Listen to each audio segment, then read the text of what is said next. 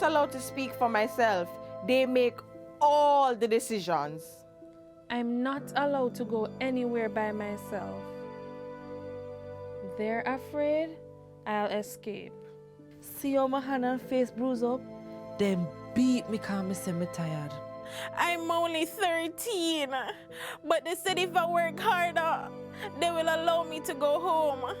Me no have no birth paper, no ID.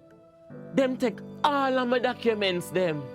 Victims of human trafficking are all around us and they need our help. Forced labor is one of the many forms of human trafficking. If you see something, say something. Report suspected cases of human trafficking.